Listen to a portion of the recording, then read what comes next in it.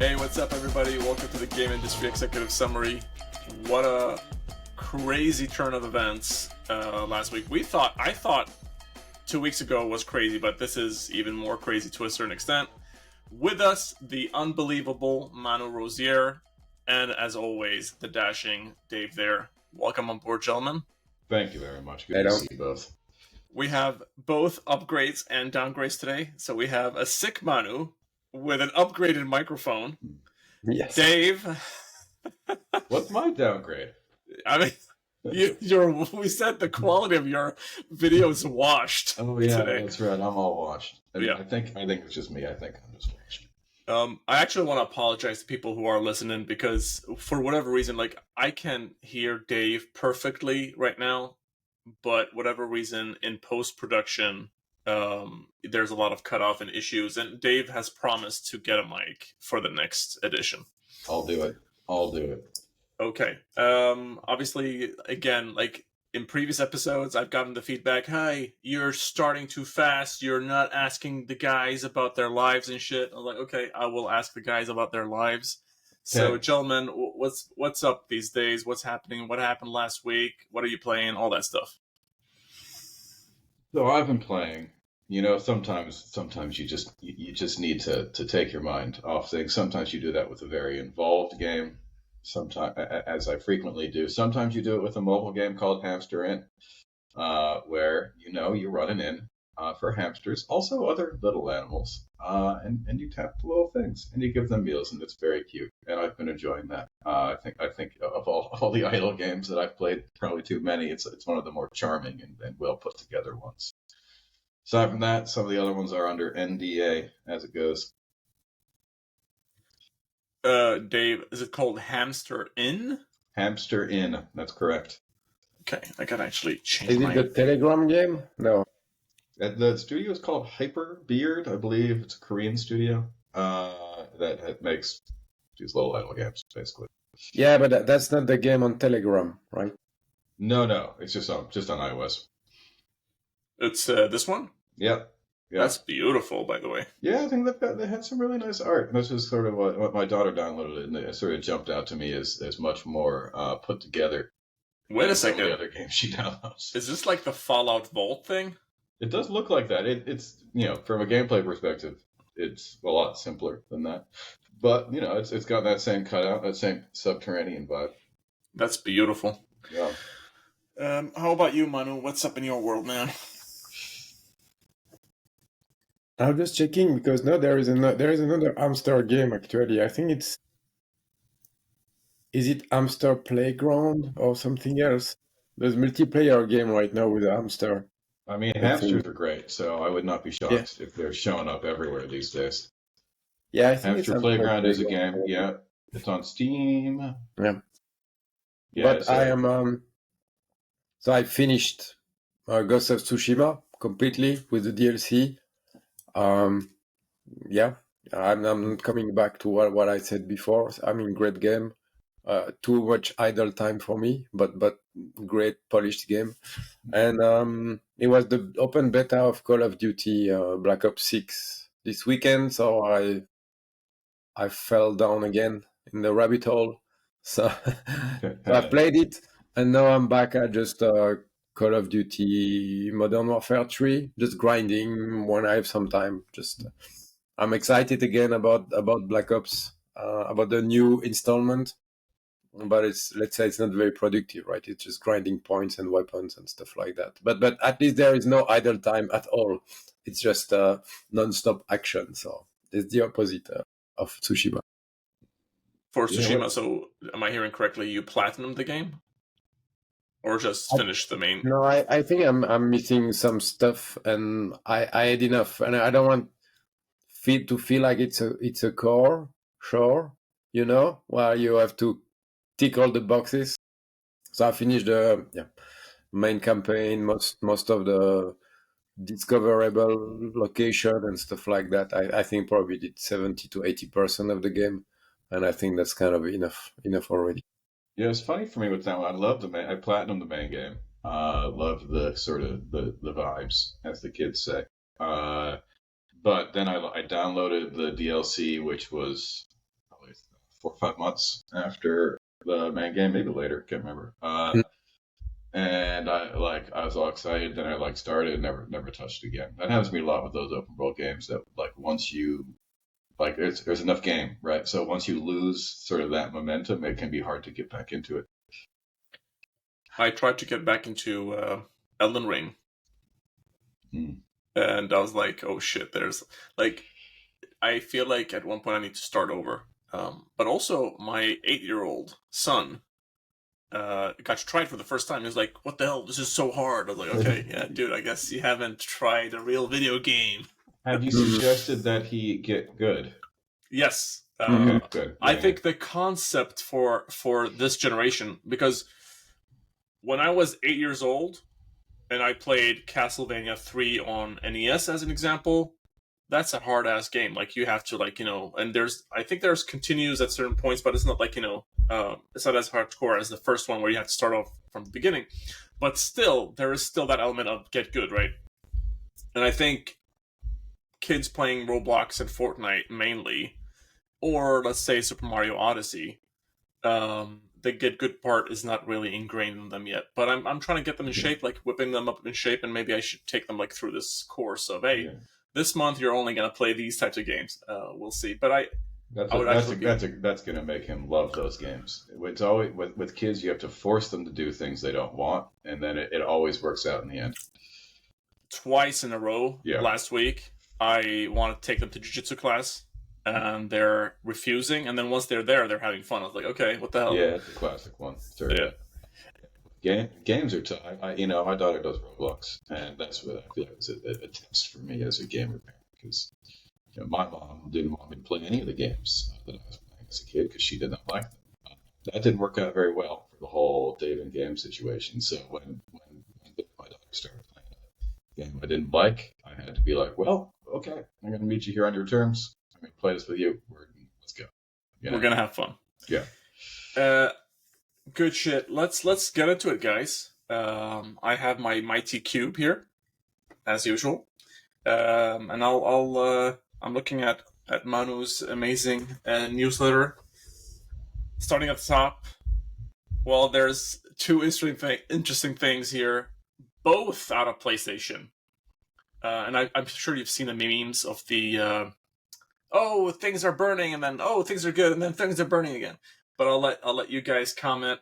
So on the top of Manu's list here, Astro Bot has PlayStation finally found its mascot character. What can we learn about Astro Bot apart from being an amazing game? Yeah, I mean it's a 94 Metacritic game, right? So it doesn't happen too often. It's really good. It's a single player game. It's very accessible. It's full of innovation. It's not repetitive. It's like 15 hours of packed gameplay.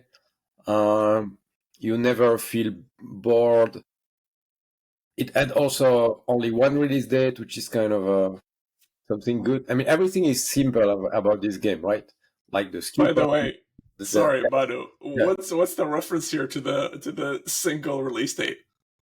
Because at first, I think Star Wars Outlaws were at the different release date, and it's like, what's the point of all that? For a single player, it doesn't make sense, because it's like you have an early access release date, and then you get all the bugs, and you don't have the patch day 1 or day 0. So like, why would you pay to have an early access if it's not a true early access? So I mean, they kept everything very simple, just focus on the gameplay, and it's good, and it's refreshing to see that. But I've not seen very great sales numbers so far. I mean, the game seems to be not doing like overwhelmingly good.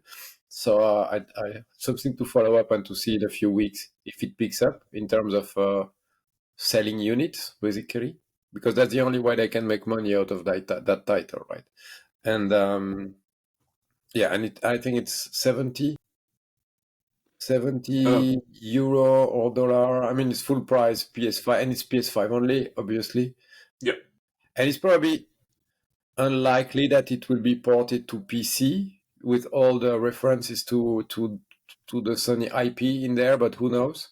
Well, you need to do. Well, I guess can can PC do DualSense in its full Yeah, that's capabilities? the I don't other know. problem. Yeah, because I know Yeah. you can use a DualSense, but I don't know if it will do all its shit. You know. But surely Yeah. they can fix that, like, because it does hook up immediately to Steam, and you can play any game almost. Yeah. But it might be a project to communicate Yeah. all that stuff. I feel like I haven't played it yet. Super excited to do so. But I feel like awesome. I feel like my take would be that Astro Bot is like a triumph of large scale prototyping, right? They made a thing, they messed around with it. They made a little thing, and little thing worked. Then they made a big thing, using the lessons of their little thing, and that's just great to see. For sales, I feel like this is a real Christmas and other holiday opportunity. So I feel like it's kind of jury out until then, but there just aren't that many family-friendly 3D platformers, virtually none. And like everyone my age, with kids, has fond memories of those old 3D platformers that dominated the industry in our youth. So I think it does stand a good chance for holiday sales, definitely.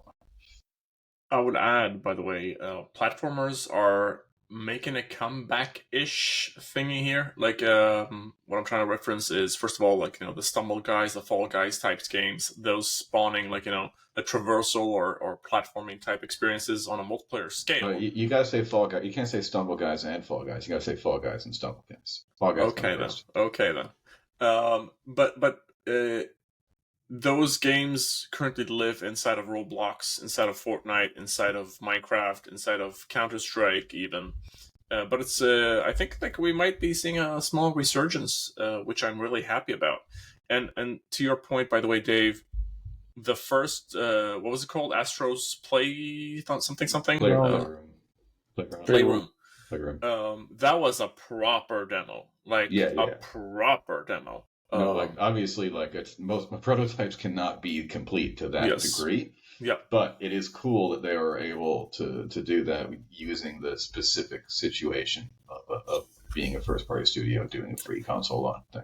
I will add one more thing, which I'm very surprised because it's been almost 4 years since PlayStation 5 launched, and we'll get to the next story. I know we're all hyped about that one, but Little Big Planet.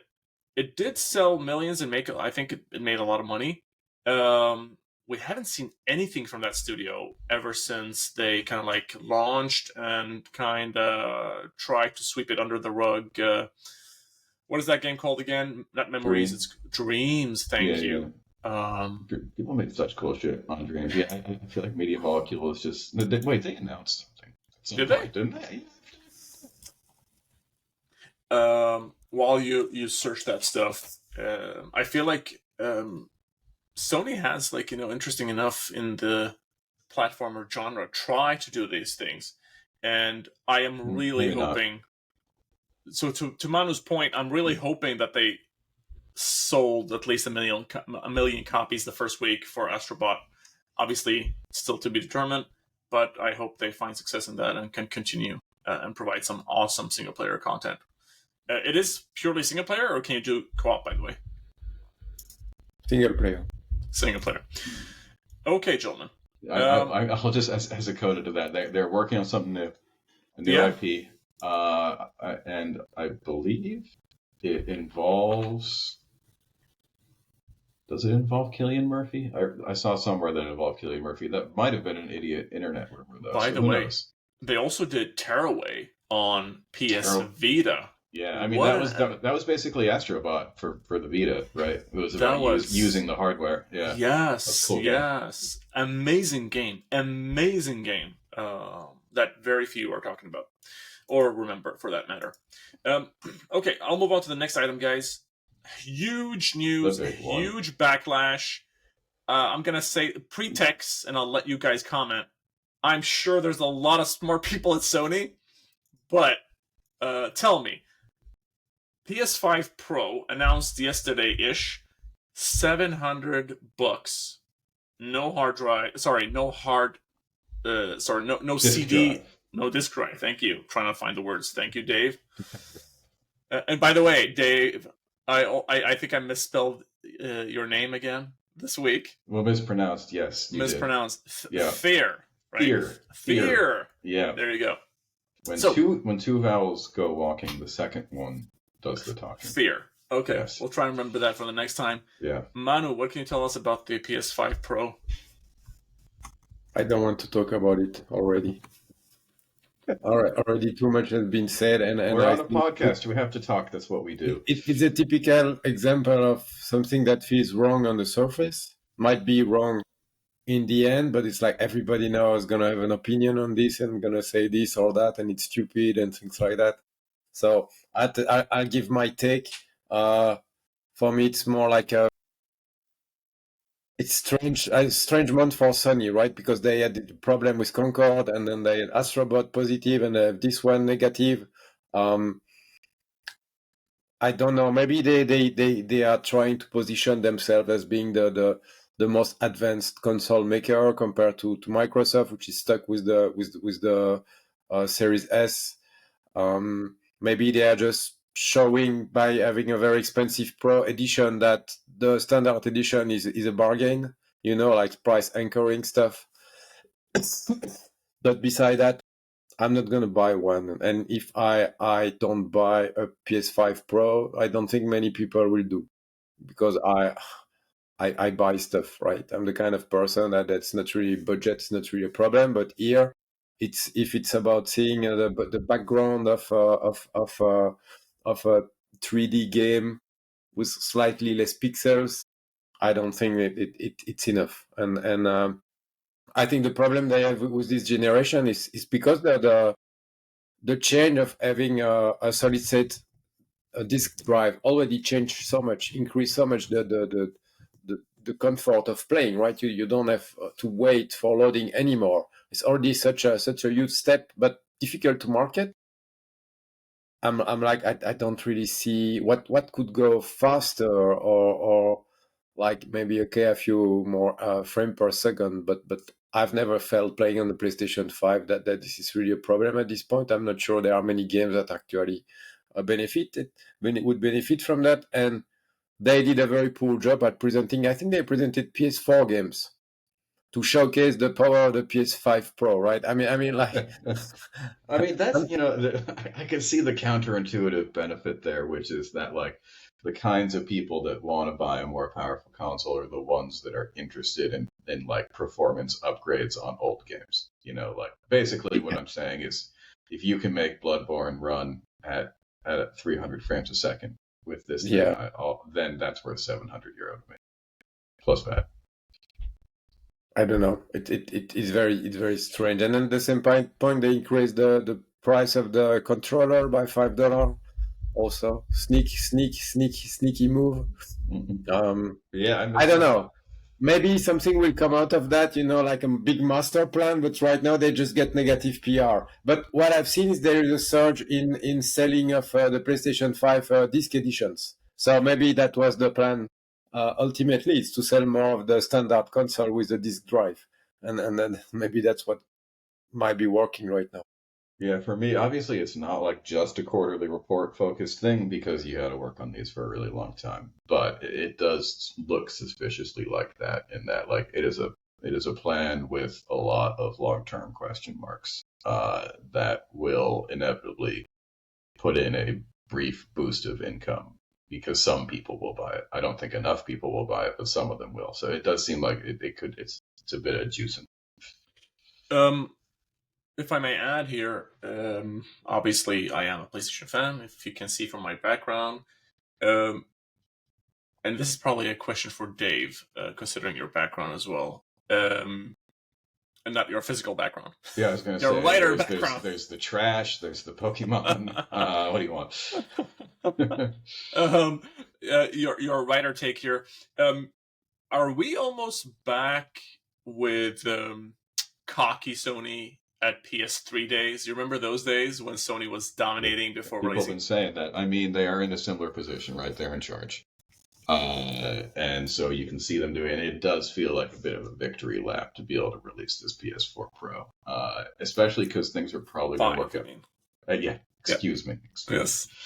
Especially because things are probably going to work out okay for them, even if it doesn't take off. I feel like that's kind of what we're looking like. They're the only people making consoles. Well, Nintendo's just in its own little thing. They're not making video game consoles. They're making Nintendo consoles. It's a different thing. But Microsoft is no longer providing meaningful hardware competition to PlayStation. Manu, you have to probably your mic is really picking up everything. So I think when you're typing, you probably want to mute yourself. Okay, I'll by the way, Dave, and let me know by the way if you're hearing any background noise. Let me know on my end. But Dave, if you can get your mic even closer, that would be even better. Hello. That's as close as it's going to go, or it's going to fall into my crunch. Okay. What that sounds like. We'll leave it as is this time around. Yeah. But yeah, I'm really confused from the perspective of I didn't feel like there was enough oomph to warrant a Pro. And I'll leave one final thing, which I think would probably be the most sought after for me personally, which is as time goes with these platforms, the UI, the actual like OS UI, becomes clunky and slow. And I have noticed that a bit with my PS5. I assume and hope that whatever improvements they've added will make it better, but I was confused why there was no CPU improvement at all. Because I believe, and correct me if I'm wrong, I believe the PS4 Pro did have CPU improvement as well. Interesting. Okay. Then let's move on to the news and maybe some more fun things. And we've spoken about Roblox a lot. Roblox announces AI tool for generating 3D game worlds from text. I don't think this is new. We've seen it somewhere before. And then it says here, Roblox to allow devs to sell premium titles with up to 70% revenue share. Is that 70% revenue to the developer? That's cool. Mostly because you play those games, they're just designed to push you to microtransactions. So if kids are playing Roblox, I would, as a parent, would be much more inclined to buy a premium title out of there than I would be inclined to shell out for another VIP upgrade in Fashion Famous, though Fashion Famous is honestly one of the better ones. I like that one. By the way, this is a bit crazy. CEO and co-founder also announced his goal of reaching 1 billion daily active users on the platform. I love headlines like that. I've announced my goal of having 1 billion close friends. That's my goal. We'll see if it happens. I don't know. I hope it happens. Manu, tell us, what are your thoughts about the AI generating tool through text? I can't find... This looks like a fresh news, so if you have older news about that, happy to see it. That's the first time I hear about it, which means anybody can create an environment and create his own game, right? So I think it lowered the barrier of creation, which means more different type of games, more different type of experience. They also want to push for more premium experience because, let's be honest, there are not many adults that are playing on Roblox because it's terrible from a graphical standpoint, right? It's really not great. So maybe they want to improve that also and have some games within the Roblox environment that will be more appealing to an older audience, because they are not just going to get 1 billion of kids. They need to get people from different age probably. But also, let's not forget that the kids of today are the adults of tomorrow. So the kids of today, they have grown with Roblox, and they're not going to stop playing Roblox tomorrow. Well, that's always the big question, and that's basically the major question about Roblox's future. Are they going to do that? Because I have noticed kids that I know that are getting older definitely move away from Roblox in a way that they did not as strongly with Minecraft. Last week, though, we looked at the data, me and Manu, of a guy who did research. I'm going to try and pull that up again from last week. But our understanding was that the 13 to 20, was it, Manu, bracket was almost half the amount of users? Yeah. Okay. Well, I still want to go with my anecdotal data based on like 5 or 6 people, but that's encouraging for them. Yeah. Okay. So there's way more to come with Roblox, right? It's not like it's under the radar, but us as adults, we might not be really looking at that much, but it's still played a lot, and it's low entry barrier, right? You can run that on any platform basically, and it's there. But it doesn't feel like a blockbuster game, like a triple A, like a double A neither. It feels clunky, but it doesn't matter, to be honest. I agree with you. I mean, if it's fun, if it's ticking all the boxes, if I'm having a great time, then what does it matter? And I think this is the one that we looked at by what was the guy again? Matthew Ball. I don't know where, we have to research this later, where he gets his data from. But the one that we were talking about is this one, which was very interesting. Robot. Oh, I can't zoom in. Good lord. Roblox daily active users, and here it's like over 13 years old, 58% of daily active users, which is huge in terms of long-term retention. 5 years, yeah. But anyways, I'll move on to the next item. And by the way, just stop me whenever you think we should not move on. Yeah, because we will need to edit a little bit. I don't think we can do the whole list necessarily. We'll see. Oh, we can move on past things that we feel like we don't need to talk about. But okay, and let me know. Okay, this is not interesting. Let's move on to the next thing. So, on the second item, you mentioned this, Manu. Call of Duty Black Ops 6 won't have campaign early access, even if you're a pre-order. Why is this significant, by the way? Because we discussed about Astro Bot, that it was also praised that it only has one release date. So I think it's the same idea, and I think there is this idea of making things easier to understand to the players, right? I mean, because what's the real added value? Isn't the value more like for the company to make more money? But how? Why? How? What? I don't know. The big publisher, they try to find ways to improve the value of the special editions, right? Like the pre-order stuff, and that has been a way. But now that it's under Microsoft, probably also it doesn't work with their policies for the Game Pass or the way they've been approaching titles in the past. So would that mean that the campaign early access would be given to the Game Pass owner or not? You know, that probably they wanted to streamline that kind of questions, so it doesn't come against their Game Pass offering. But yeah, I agree. Fair enough. I'll move on to the next item, which has been to a certain extent on the news from my perspective, according to some of the people that I follow, especially Rami Ismail, who is a big advocate and fan of Destiny. But here we're seeing Destiny 2 is experimenting with Metroidvania and roguelike DNA, as Bungie admits Destiny's too complex. I actually will contest that, but I would love to hear your thoughts. Oh, yeah. You know, we all love Bungie, right? They have a lot of good vibes in the video game industry. Like on the industry side of it, I feel like Destiny 2 has always been a big video game developer game. A lot of people that we know play it, so we hope for the best with it. And yeah, I think pushing things out, doing more things that are more away from what they generally do is the way forward. I feel like World of Warcraft went in a similar direction at a certain point, and they're still doing it. But they're at a real crux moment here, Destiny. I remember when they first announced the original Destiny, they said it was going to be a 10-year project, and yes, checks watch, as the meme goes.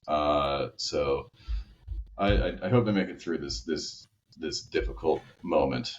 Did they? By the way, do you know? Does anybody know if they finished Destiny, like as a complete game, or like as a we're not going to release any more DLC for it? Like, is that done? The original Destiny, yeah, that's done. No, the second one.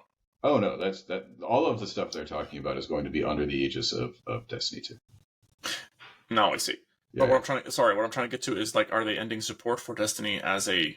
No, they're not. Okay. No, No, the, the, they've the announced roguelikes. they are the new content drop that's coming. They're changing the rhythm of the content drop. I think they're gonna be two major content drop per year instead of one. So they are still playing with the live service rhythm, I would say. Okay. I guess I'm just confused because I thought that Destiny has already received the last content, and then they're like, Yeah, it's never a good sign when people think that, I suppose. But I think what you're becoming hung up on is that the last annual expansion, the Final Shape, was the end of this kind of one particular overarching narrative that had dominated arguably since the beginning. And the game is meant to continue, but they did put a period. They did put a period on that narrative, and some of this is the trouble they're having now. It's very much like Avengers Endgame. The Final Shape is huge. People love the Final Shape, just like Endgame was huge, and everyone loved Endgame. But it can be difficult to know where to go from there. I get you. And I guess what I was alluding to in the beginning, Destiny is a freaking mess in terms of the amount of systems and things and all that stuff, and it's like confusing, especially for if you want to onboard a new player. Good luck. And Rami usually, what's funny because he's very into Destiny, and he has these sessions where he says, "Okay, hey everybody, I can onboard 4 people. Sign up." And he's like personally walking people. I assume he's not getting paid by Bungie, but it's crazy that you need to have somebody like that, like to hold your hand to show you what to play and what to do. And like, if you keep on adding stuff for your things, which you do need to do, because they're it's just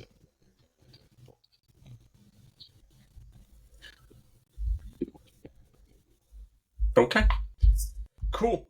Gentlemen, I'll move on to the next item here. GTA 6 versus Heaven 17, the tricky business of music and games. So, what is Heaven 17, and what's up with tricky business of music? So that's an artist that was offered, I think, some kind of laughably small amount of money to feature his song. Trailer? Game itself? Something like that. Yeah, I think for me, that this is the 1983 track, $7,500 from one of the largest media properties on Earth. That sucks. Like, that's the issue. The issue isn't like licensing. You can put music in games. That's cool. But like, come on, guys. This is a multi-billion-dollar product, and the music of which has always, since GTA 3, been core to its appeal. I mean, that, like, the music of Vice City, like, was so important to that game, as well as all the other ones. So the idea that you would give this dude $7,500 sucks. I remember there was a huge controversy like 10, 15 years ago with the guy who played Nico. He was like paid like I remember that, pennies or something like that.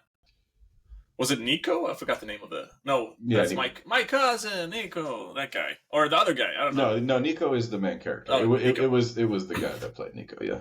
Yeah. Crazy. So I think there's more to that than just the $7,500. I mean, who to decide if it's too high or too low. Let's not forget that it's going to put them in the spotlight also. So people might want to listen to the title outside of GTA. But I had some discussion with some friend about. I wanted to put that there because there's also sometimes discussion about games being delisted or remakes being not possible because they don't have the license anymore for the music and stuff like that. It's kind of interesting to see the relationship between video games and music, which is kind of different from movies and music, I believe. I don't think movies are being delisted when they run out of the rights for the songs used in the movies, right? But it happens for video games. So it's kind of strange that in our industry, these music rights are still, I don't know, unclear. There's not like best practices in the industry. I think one of the reasons is that initially nobody would believe that the players will still play a game 10 years later.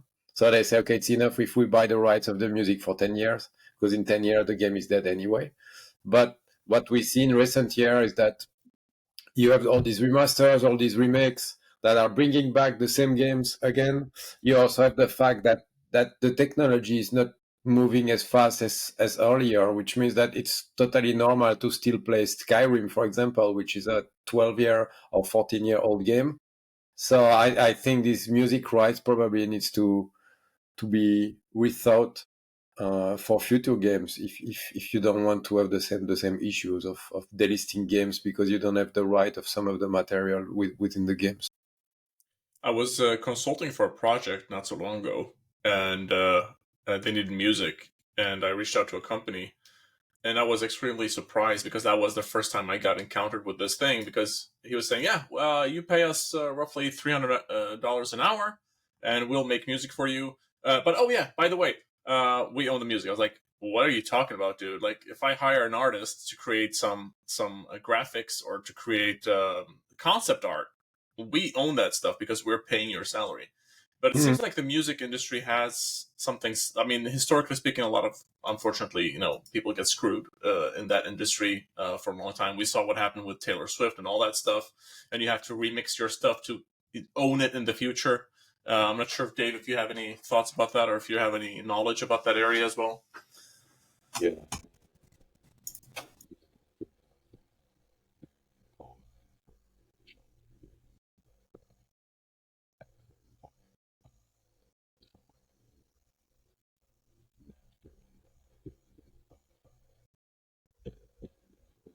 They keep making a lot of money, but the artists don't get. Yeah, I guess it's the same thing for us then, Yeah. where self-distribution or self-publishing is where things are at. Yeah, and Valve has a good reputation in the industry, and they make a product that is really useful. At the end of the day, they do make an ungodly amount of money, not making games. Yes, sir. That's a question I forgot to ask, by the way, on the Roblox question, when it says Roblox to allow devs to sell premium titles with up to 70% revenue.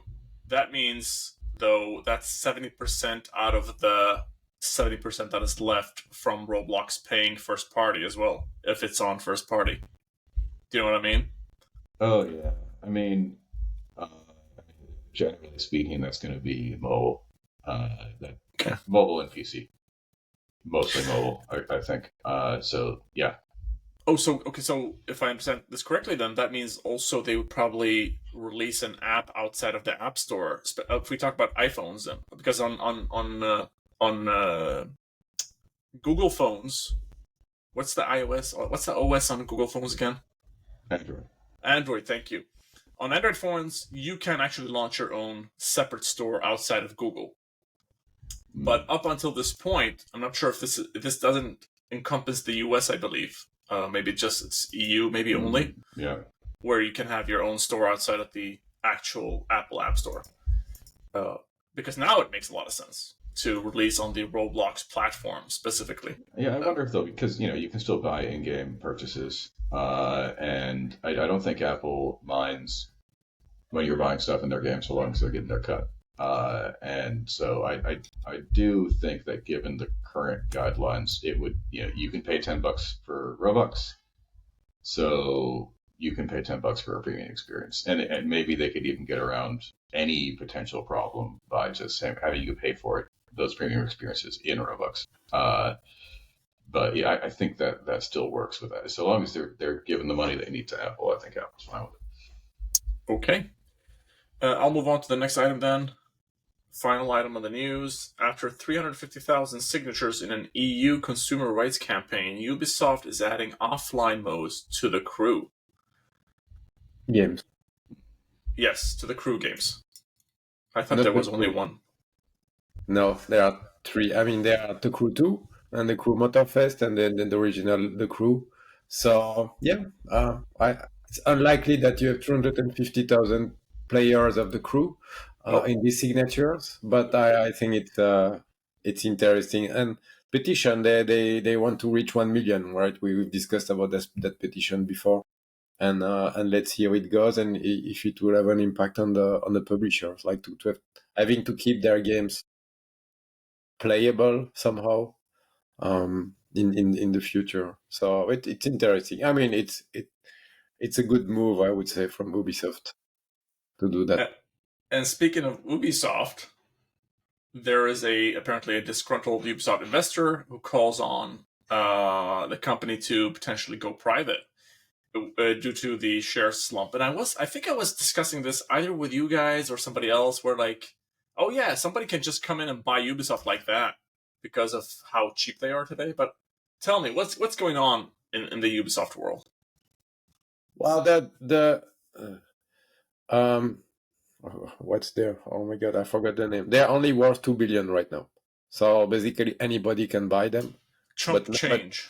Nobody's buying them, right?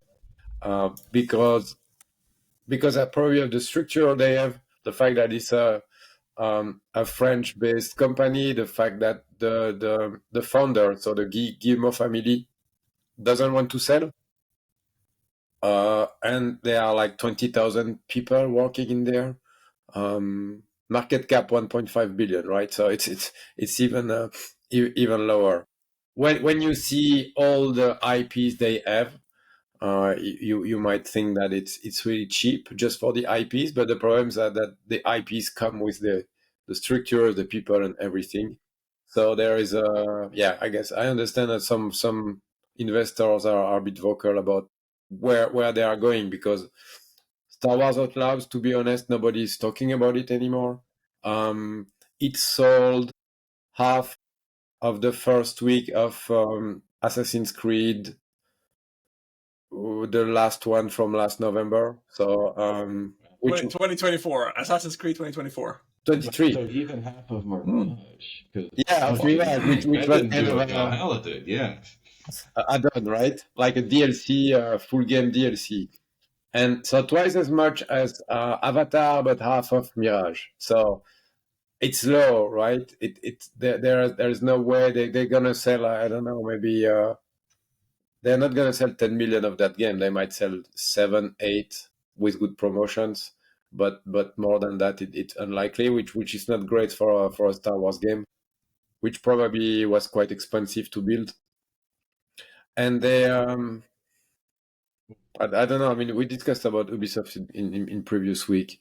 Yes, I remember now, Manu. We spoke about potentially like this could be a good buy for Xavi as an example, who like sank $1 billion into Embracer, which is probably worth maybe 10% of what it was worth at that point, if I'm not mistaken.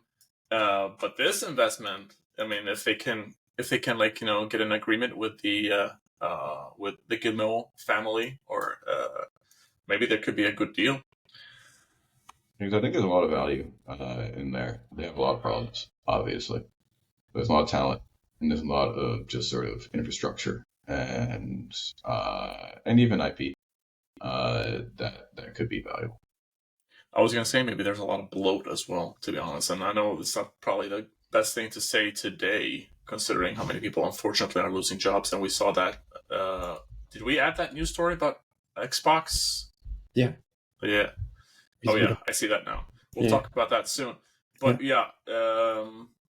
like these big companies who are just like over bloated in many ways. But anyways, I'll move on to the next item, my friends.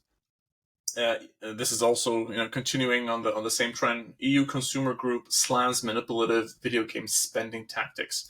So, what type of spending tactics are we talking about here? Coins. Points. In-game. So we are not talking about loot boxes. Yeah. We're talking about in-game currencies. Yeah. It's more about that. Yeah. Which is the next level, because the loot box. Some games remove the loot box because of that fear that there would be legal issues. But no, the EU is pointing the coins and the kind of virtual currencies. Yeah. Okay, I'm actually personally a bit confused over the quote unquote tricking consumers and take a big toll on children part. I mean, I see that the kids Yeah, because it's just an abstraction. It's like, that's why they exist. They wouldn't exist if they weren't manipulative, right? As in, it's not real money, and spending it doesn't matter. Is that what we're talking about? It's just about sort of separating the connection between money and not money, and the game world and the real world. Maybe, we need to be at a point where you see an item, it has a real dollar value, and you just buy it with the credit card, just like you've always done. Yeah. With the game design perspective, you need to make some adjustments, right? Because the whole thing about virtual currency is that it typically, not always, not in the case of Roblox, but it can be both purchased and earned. So that will require an adjustment in terms of design for especially most mobile games. Thank you, Dave. That was a really good point. And what happened with the taxes if you earn real money in a game? So I guess it has to be you own earn the gems or the coins or the fake stuff, I guess. And they could still have premium currency. You just can't buy it. Yep. Which I don't think people would be very enthusiastic about. But man, that would rock the mobile world. If somehow there were a law passed against virtual currencies. Mm-hmm. Absolutely. Also, like casinos. I wonder if physical currencies. Do casinos have? Well, casinos have chips, right? Oh, Same thing. They just have a physical component. And sorry, Manu, your tongue. No, I think it will just push publisher to leave Europe even more, right? To not care that much about old Europe and just focus on Asia, on India, and on other territories of the world, like it happens in some other industries. Mm. And this would just be the microtransaction-free utopia. Hell yeah. Yeah. EU already forced Apple to put a USB-C port in my phone. I want to see what else they can do for me. Yeah. Yes, there are some good perks sometimes that come with EU. I'm not going to go into the next item, which is also about Destiny, but I'll just read the title, which is interesting, and I'll let people dive into it themselves, which is why there will never be another Destiny. I will actually disagree, because I know a company that's working on some amazing technology that will enable multiplayer on a huge level, but I'll leave that be. Next item on the list here, AMD strategy shifts to prioritize market scale over enthusiast Radeon GPUs. So, for whatever reason, a couple days ago, I was thinking about, I was walking down the street, I saw a company called ATI, and I just got back that flashback of the old ATI, and the old days when ATI graphic cards were the shits. But anyways, what can we learn about these new plans by AMD? That NVIDIA is no competitor, will not have competitor on the high-end segment of graphic card. Yep. What kind of impact does this have for the end consumer, and maybe I assume the high-end people, or the people who buy these 5,000, sorry, I'm using SEK here, those people who are buying the $500 to $2,000 NVIDIA cards, I assume they're like a super small minority, right? What happened to pricing when there is only one competitor? That's a problem. Price go up. That's just the result. There's really no way around it. Yeah. Though if AMD, if it can pursue market, if it can make something that does well on scale and that can run games fine, then it doesn't necessarily mean that they're out of the market entirely or no longer a competitive force. It means they're no longer a competitive force for high-end graphics cards, but they could still exert effort to get people to be interested in other things, which I think is kind of the long-term trend on it anyways, is that pushing the 50 series. Have they announced the 50 series yet? Yeah, so whenever that comes, pushing that is just going to get harder and harder every year. So from that perspective, it could be interesting to see how that functions. However, yeah, without competition, they will charge more. That's it. Crazy. Okay. I'm hoping here somebody can come in and do some I know that Intel might have given up or something like that as well. But anyways, I'll move on to the next item, which is apparently there is a Minecraft movie. Mm-hmm. I'll share my screen and let you guys say a couple words about this. I have a Borderlands vibe on looking at that trailer. I'm a bit worried. Yeah. Manu, guys, did you see that meme of if you have Jack Black, if you have what's that, the comedian, the black short guy, if you have any of those, Kevin Hart, if you have any of those actors in your movie, your movie's gonna fucking go to hell. Yeah, except that everyone's ignoring the fact that Jack Black was one of the stars of the most successful video game movie ever, which came out pretty recently, Mario movie. Yep. Feedback from my kids: why do they have Steve being roundish? Why is square in the game? Yeah, he is sort of famously angular. Yeah, but I mean, who knows, right? It's and with the guy Jason Momoa, it's also kind of a interesting career move. We'll see how it ends, but I you don't know, like you're like it's so over the top that you don't know what to expect. Maybe it will be genius, maybe it will be terrible. My prediction, I think it's going to be good. I think it's going to be good.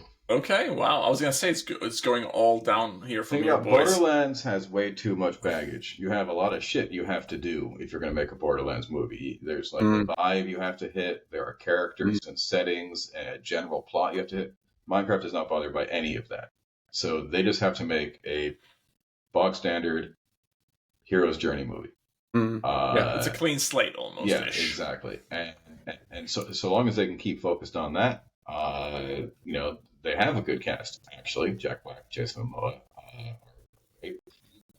So I think it stands a good chance for that reason. People have figured the Mario movie was a good instructive thing. It's like just make a movie. You guys know how to make movies, just make one. I think that's the perspective they're. By the way, I like how us looking at the Minecraft movie kind of elevated the conversation, became more like a fun, people were cheered up. I love that, because the next item is not so full. With Microsoft. I'm sorry about that. Yes, Dave, that is correct. So, and by the way, I saw that you added another one, Manu, which is I wasn't aware of. But let's start with the first one.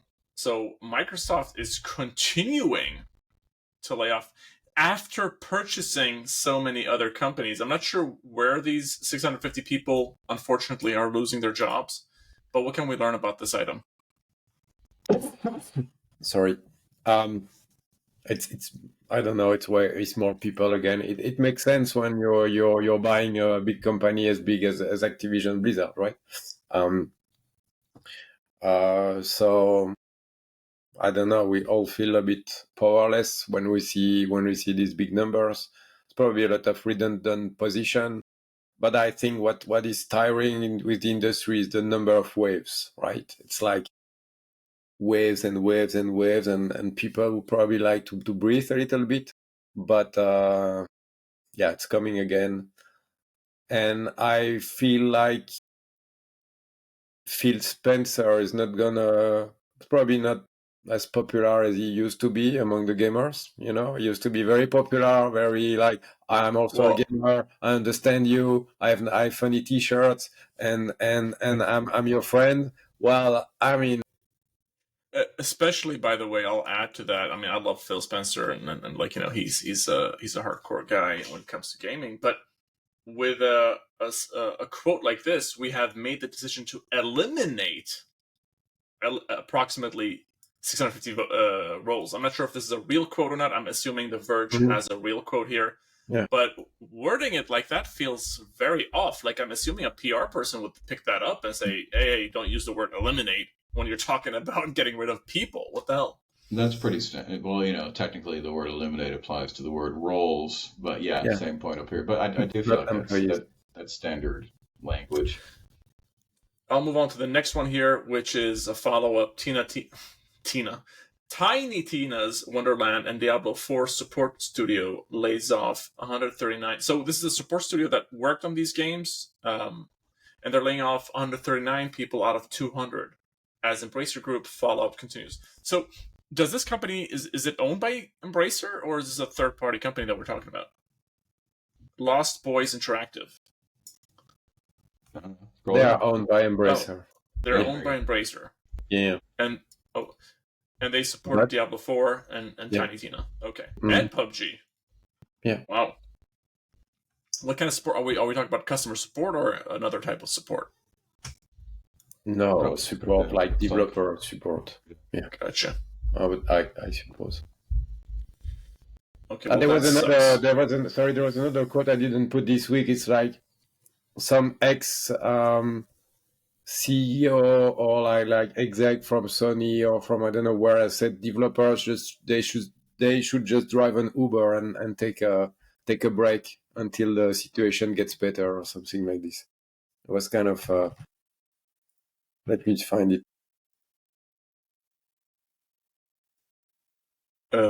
While you're doing that,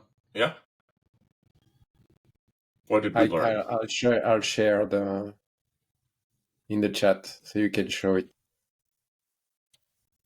It's kind of I remember that one.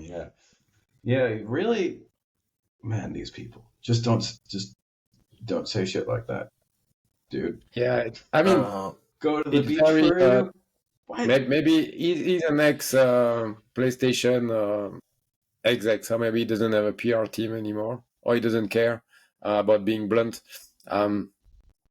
But it's basically saying in like not very friendly terms that it's just a cycle, and then they just have to wait and sit for 2 years until the cycle change again, and they're gonna be the industry will be booming again, right? Yeah, it's a good thing because it's pretty easy to spend a year without eating food or living in a house. I think that's no problem. Well, at least here. Sorry, go ahead. Yeah, I think the point of view is just saying that it's kind of you were lucky that so many people were employed in the past 2 or 3 years, right? Because the reality is that you don't really need. That's why it's not greed if you fire these people. It's just back to normal. Yeah. I mean, I like the guy's honest, but at the same time, it is very demotivating and sad to see this type of language. But it's interesting that he's like, at least he was aware of this fact of companies like, hiring too many people too fast, growing too fast, and then going through a cycle of unfortunately letting people go. There was another item, actually, I wanted to look at the Embracer Group. I can't find the NASDAQ. I thought they were on NASDAQ, the Embracer stock. I wanted to see the health of it. It's Swedish, right? You might know that. Let me see if I can find that. I don't know why I'm not being able to find it. Oh, here we go. Oh shit. Oh wow. Okay. Well, I'll share my screen again for those because this is a Swedish based stock exchange. Here we go. Let me bring that up for you on the 5. Is it? Oh wow. So from 20. Yeah. If you do see it before I do, here we go. They are currently at 31 billion Swedish crowns, which is roughly $3 billion. Would that be accurate? Somebody will have to correct me, but I think that's what they're currently sitting at. Okay, gentlemen, I'll go back here and see what we have on the rumors side of things. And both of the rumors that you have here today are about GTA 6. So the first one, GTA 6 is delayed. A report circulates widely that it's delayed, but it's very much unconfirmed. And then the other one is not delayed. Tell me what's going on here, man. So exactly that. It's either delayed or the other possibility is that it's not delayed. Okay. Yeah. I think it's just a wink because I know for the next 18 months we're gonna have that all the time, right? Is GTA launching on time or not on time, and then everybody will have an opinion on that or like some exclusive information. So I think it's just beginning this kind of ping pong of expert or insider saying one, saying black or saying white. So I find funny that it was because we're also experts. Can we put a prediction out there or like Yeah, I think it's already been released. That's what I think. Okay. I think it was released last week. I think that it will have a domino effect on the whole industry. It will, because many companies are probably waiting to be sure when they release, because then they don't release their games. So I think the problem right now is for the others that they want to make sure that they are not they don't disappear instantly if they release too close to GTA 6. So I was looking for the first day sales of GTA 5. Can you guys, without Googling it, tell me what do you remember the first day sales of GTA 5? So I was not in the industry back then. I would say 10 million. 10 million. Sorry, in dollars. Give me in dollars. Oh, 500. 500 to almost close to 1 billion, I think. yeah, Okay. 6 to 7. Okay, it was actually 8 according to Games Radar. I'm close without going over. So, what do we predict here? First day sales GTA 6. Are we talking about $2 billion? I mean, definitely cracks $1 billion nowhere in that. Especially, I wonder if they'll have virtual currency purchases on day one as well. Do you think they will have an online component day one? Yeah. Because I have a feeling they won't. Really? Yeah. No, But like, absolutely not. I mean, they'll certainly be very clear about what's going on with it, because I mean, GTA Online made like 20 times as much money as whatever it is we're going to refer to as GTA 5, the sort of core GTA 5 experience. I mean, that's the product that they're selling at the end of the day.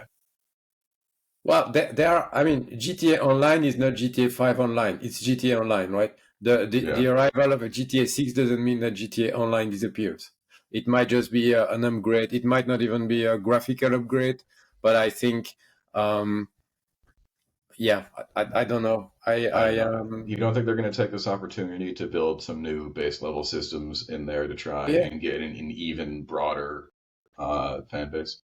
Oh yeah, absolutely. But the focus right now is to launch the full game premium game at 100 Metacritic point. I think that's the target right now, and to have like a 60 to 70% attach rate on the install base of the Gen 5 console.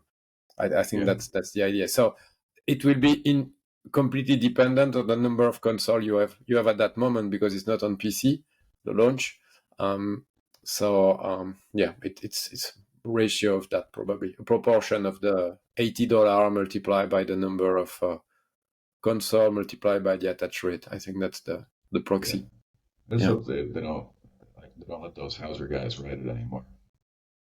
By the way, did they launch on PC simultaneously, or was it just console? No, way later.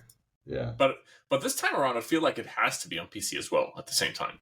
It will not. It will not. I think they've announced that. Yeah. Okay. Yeah. Cool.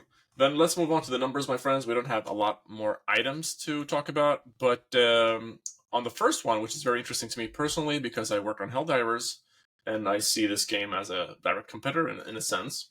Warhammer 40k Space Marine 2 opens to 2 million players, and while I was reading this, I was also cheating a bit and going over to SteamDB to check out the numbers, which look pretty cool. I think this is almost half the amount of players that Helldivers had on its first week or so.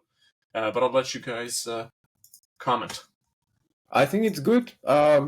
The problem with the Warhammer franchise is that they've kind of sold the franchise to anybody that wants to develop a game, so the quality is very variable between all the titles. But this one seems to be a hit for that franchise.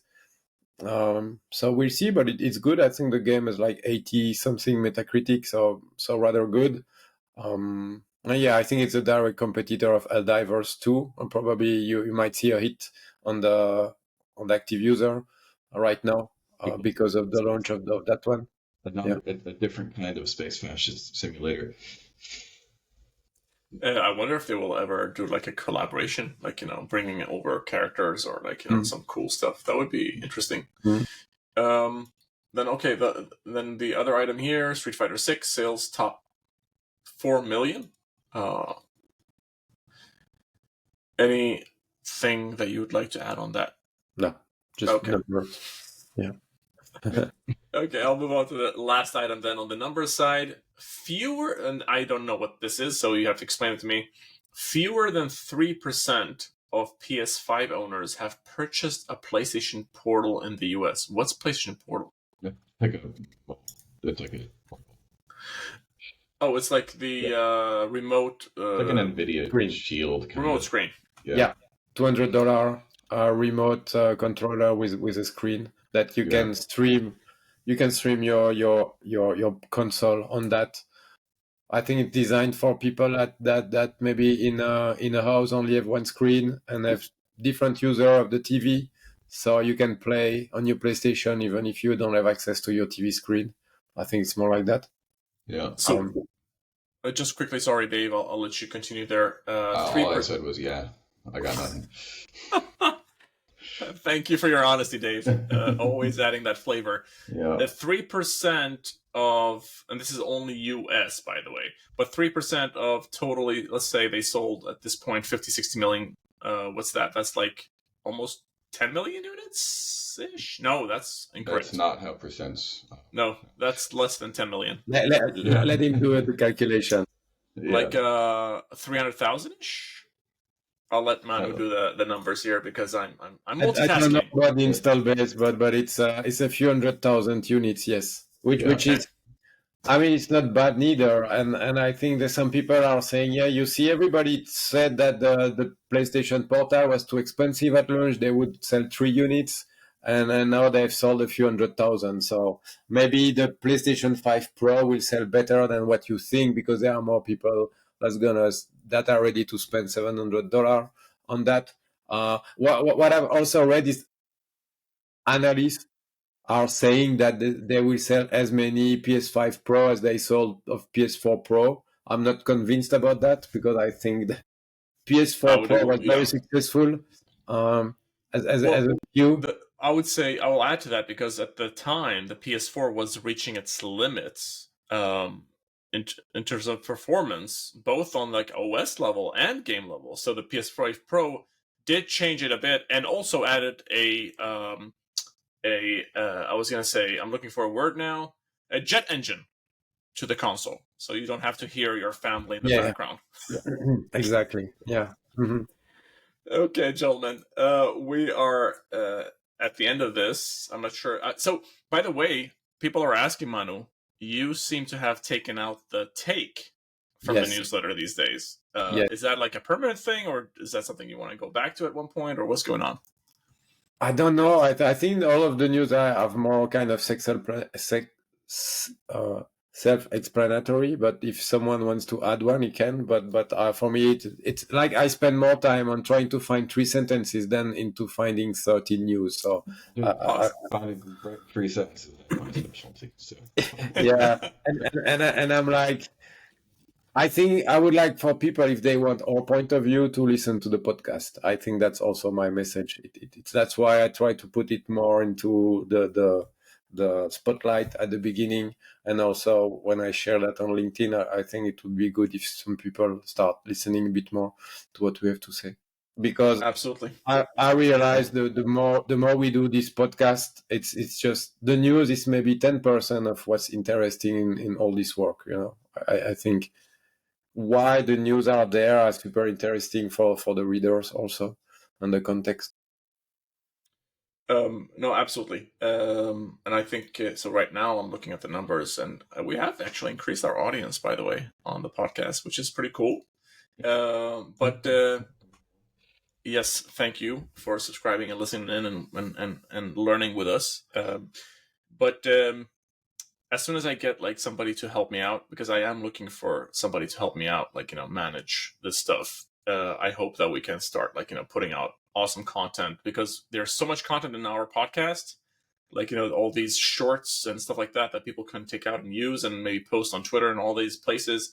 I'm just too old to do it. We all are super busy, but we'll get there. Guys, amazing stuff. Dave, you promised to get a microphone for next episode. Sure. Okay, cool. All right, I forced you to promise more or less, All right. and maybe tone down the washing on the camera. I'll put some foundation on. Yes, please Yeah. do. Manu, thank you so much. Dave, thank you so much. Really appreciate it. Awesome shit. Looking forward to the next one. Thank you Take it everybody easy. for joining us. Yeah. See you later. Bye bye. Bye.